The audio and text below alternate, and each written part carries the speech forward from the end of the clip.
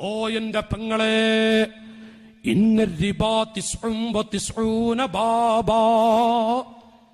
നോക്കൂ, നിങ്ങളൊരു സ്വർണമെങ്ങാനും പണയം വെക്കുന്ന ഉമ്മ, നിങ്ങളുടെ വീട്ടിലെങ്ങാനും നിങ്ങളുടെ മകളുടെയോ ഭാര്യയുടെ സഹോദരങ്ങളെ ഒരു കുടുങ്ങിയ സമയത്ത് ഭാര്യയുടെ സ്വർണമെങ്ങാനും പണയം വെച്ചാൽ ആ കുടുംബത്തിന്റെ ശിക്ഷ എത്രയാണ്? എന്തിനാണ് പണയം വെക്കുന്നത്? നിർബന്ധ ഘട്ടം, ലറൂറത്തിന്റെ ഘട്ടത്തിൽ നായകളെ കടിക്കാം, പട്ടിയുടെ ഇറച്ചി കടിക്കേണ്ട സമയമുണ്ട്. അതാണ് ലറൂറത്തിന്റെ ഘട്ടം. അങ്ങനത്തെ ഘട്ടം വന്നോ? ആർക്കാണ് വന്നിട്ടുള്ളത്? നിസാര പ്രശ്നങ്ങൾക്ക് സ്വർണമൊക്കെ പണയം വെക്കുന്ന സ്ത്രീകളെ. ഇന്നരിബാ ലദ്ർഹമു, കണ്ടോ മുഹമ്മദുർ റസൂലുള്ളാഹ്.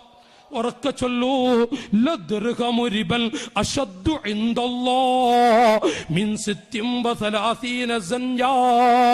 വ്യഭിചാരത്തിന്റെ ഗൗരവം പറഞ്ഞില്ലേ? ഒരു രൂപയെങ്ങാനും അയൽക്കൂട്ടമായോ കുടുംബശ്രീയായോ എന്റെ പെങ്ങളെ, സ്ത്രീകളെ, ഒരു രൂപയെങ്ങാനും പലിശ പറ്റിപ്പോയാൽ അശദ്ദു ഇൻദല്ലാഹ്, അല്ലാഹുവിന്റെ കോടതിയിൽ മിൻ 36 സൻയാ, 36 വ്യഭിചാരികളെക്കാളും കഠിന ശിക്ഷയാണ്. ഒരു മാലയെങ്ങാനും പണയം വെക്കുന്ന മാതാപിതാക്കളെ, സഹോദരങ്ങളെ, എന്തു വലിയ ശിക്ഷയാണത്! ഇന്നരിബാ തിസ്ഉൻ വതിസ്ഊന ബാബാ. ഒരു രൂപ പലിശക്ക് കൊടുക്കുകയോ പലിശ വാങ്ങുകയോ പലിശയുമായി ഇടപാട് നടത്തുകയോ, അത് വീടെടുക്കാൻ വേണ്ടിയാവട്ടെ, വീടെടുക്കാൻ വേണ്ടി ഒന്ന് വാർപ്പാക്കാനല്ലേ ലോൺ എടുക്കുന്നത് മനുഷ്യ. ആ ലോണില്ലാതെ ഉള്ള വീട്ടിലും ജീവിക്കാമല്ലോ. പണ്ടത്തെ ആളുകൾക്ക് ഈ തരത്തിലുള്ള സൗകര്യം പോലുമില്ലല്ലോ. ഇതുള്ളതൊന്ന് കൂട്ടാനല്ലേ, ഉള്ള 1-2 റൂമുകൾ കൂട്ടാനല്ലേ ലോൺ എടുക്കുന്ന മുസ്ലിമീങ്ങളെ. ഇന്നരിബാ തിസ്ഉൻ വതിസ്ഊന ബാബാ. 99 ശിക്ഷകളാണ് പലിശക്കുള്ളത്. അതിലേറ്റവും ചെറിയ ശിക്ഷ കൈത്തിയാനിർ റജുലി ബി ഉമ്മിഹി. മരുഭൂമിയിൽ വെച്ച് സാധുവായ ഉമ്മയെ, പെറ്റ ഉമ്മയെ ജനമധ്യത്തിലിട്ട് വ്യഭിചരിച്ചാൽ എന്തൊരു ശിക്ഷയാണ്! അതിനേക്കാളും വലിയ ശിക്ഷയാണ് ഒരു ദിർഹമെങ്ങാനും ഒരു മാലയെങ്ങാനും പണയം വെക്കുകയോ ലോൺ എടുക്കുകയോ ചെയ്യുന്നവർക്ക് അല്ലാഹു കൊടുക്കുന്ന ശിക്ഷ. ഈമാനുള്ള എന്റെ അനുജ, സംവിധാനങ്ങൾ നമുക്ക് വേണം, ആവശ്യമാണ്. ഒരു ബൈക്കെങ്ങാനും ലോൺ എടുത്തുകൊണ്ട് സൗകര്യത്തിന് വേണ്ടി ചെയ്യുന്നുവോ?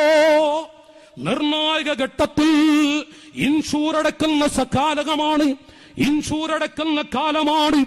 ഈ ഇന്ത്യ രാജ്യത്ത് വാഹനം പുറത്തിറങ്ങണോ ഇൻഷൂർ അടക്കണം. അതിൽ തന്നെ പല വിധികളുമുണ്ട്. അത് ലറൂറത്തിന്റെ ഘട്ടമാണ് എന്ന് പണ്ഡിതന്മാർ പഠിപ്പിക്കുന്നു. ഇന്ത്യയുടെ നിയമമാണത്. പക്ഷേ അതല്ലാത്ത വിധത്തിൽ നാം എങ്ങാനും ഒരു ബൈക്ക് ലോൺ എടുത്തുകൊണ്ട് സൗകര്യത്തിന് വേണ്ടി ലോൺ എടുത്തെടുക്കുന്നുണ്ടോ? ഒരു കാറെങ്ങാനും ലോൺ എടുത്തുകൊണ്ട് കാർ എടുക്കുന്നുണ്ടോ? ഈമാനുള്ള അനുജാ, ഇവിടെ നമുക്ക് രസിക്കാം. നാളെ മരിച്ചാൽ പെറ്റ ഉമ്മയെ പരസ്യമായി വ്യഭിചരിച്ചതിനേക്കാളും വലിയ ശിക്ഷയാണ് അല്ലാഹു അവന് കൊടുക്കുക. ഉമ്മമാരെ, എന്റെ പെങ്ങളെ, തലകുത്തി മറിഞ്ഞാലും നിങ്ങളുടെ ഭർത്താവ് എന്തു മറിഞ്ഞാലും ഒരു മാലയോര വള പോലും പണയത്തിന് കൊടുക്കരുതേ പെങ്ങളെ. പണയം വെക്കാൻ കൊടുക്കരുത്, അപകടമാണത്. ഉമ്മാനെ വ്യഭിചരിക്കുന്നതിനേക്കാളും വലിയ ശിക്ഷയാടി ഒരു മോതിരം പണയം വെക്കുന്നത്. അത് സൂക്ഷിക്കടേ.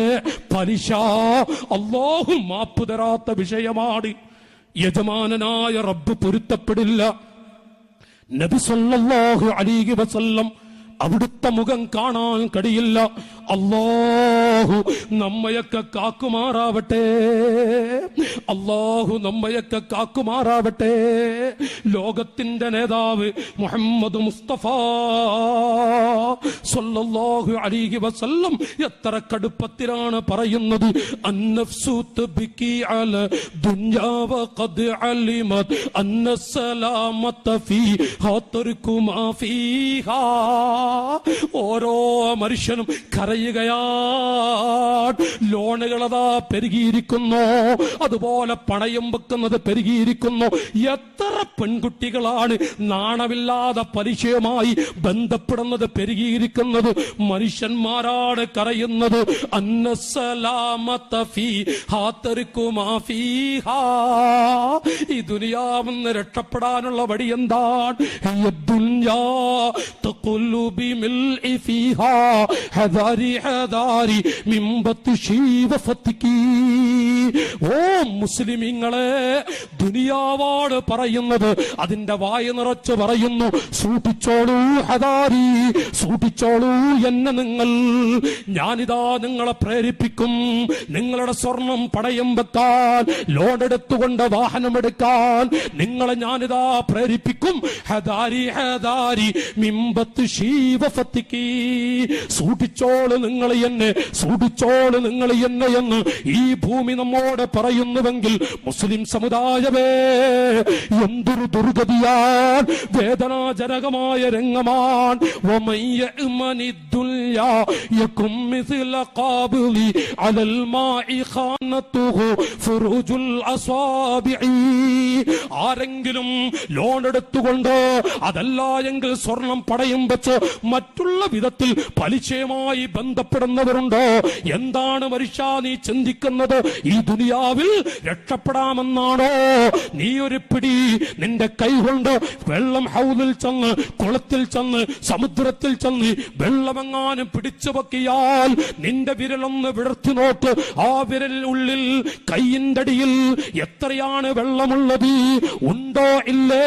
വമൻ യഅ്മനി ദുനിയാ യകും മിസ്ല ഖാബിലി അലൽ മാഇ ഖാനതുഹു ഫുറൂജുൽ അസാബിഇ. വെറുതെയാൻ, എല്ലാം നഷ്ടപ്പെട്ടു പോകും.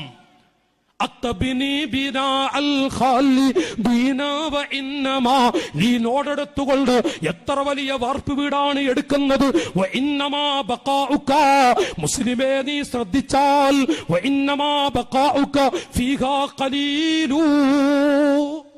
നീ എത്ര ദിവസമാണോ അതിൽ ജീവിക്കുന്നത്? ഈമാനുള്ള എന്റെ അനുജാ, ജ്യേഷ്ഠ സഹോദരാ, എത്രയാണ് ആ വീട്ടിൽ ജീവിക്കുന്നത്? ചിന്തിച്ചാൽ നിനക്ക് ആയുസ്സുണ്ടോ? നിന്റെ ലോണെടുത്തത് വീടുമ്പോഴേക്കും നീ പള്ളിക്കാട്ടിൽ പോയി കിടന്നാലോ, നീ പള്ളിപ്പറമ്പിൽ പോയി കിടന്നാലോ, നിന്റെ പള്ളിക്കാട് ആളിക്കത്തുന്ന ജഹന്നമല്ല. ഒരു രൂപയെങ്ങാനും പലിശ വാങ്ങിയ മനുഷ്യൻ, ലോണെടുത്തു പോയ മനുഷ്യൻ, അതുപോലെ അവിടുന്ന് മറ്റു പല വിധത്തിലുള്ള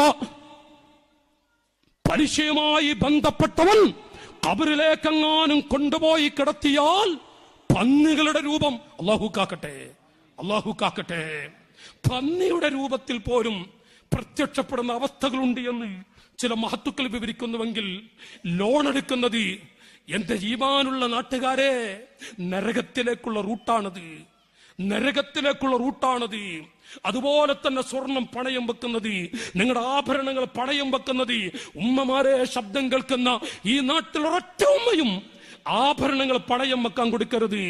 പണയം വെക്കാൻ കൊടുത്തോ ഈ ഭൂമിയിൽ അല്ലാഹു നിങ്ങളെ വിടൂല. മഹ്ശറിലെ കഥകൾ സാഹചര്യം അനുവദിക്കുമെങ്കിൽ നമുക്ക് മറ്റൊരവസരത്തിൽ പറയാം. വിഷമമുണ്ട്. പണയം വെക്കുന്ന ഒരു പെൺകുട്ടിക്ക്, സ്വർണ്ണാഭരണം പണയം വെക്കാൻ കൊടുക്കുന്ന ഒരു പെൺകുട്ടിക്ക് അല്ലാഹു തആല കൊടുക്കുന്ന ശിക്ഷകൾ, അത് മാത്രം ഒരു ദിവസം വാഴ് പറയണമെന്നുണ്ട്. ഉമ്മമാരെ, എത്ര കഠിനമാണ് ഈ സംഭവം, കഠിനമാണ് ഈ സംഭവം.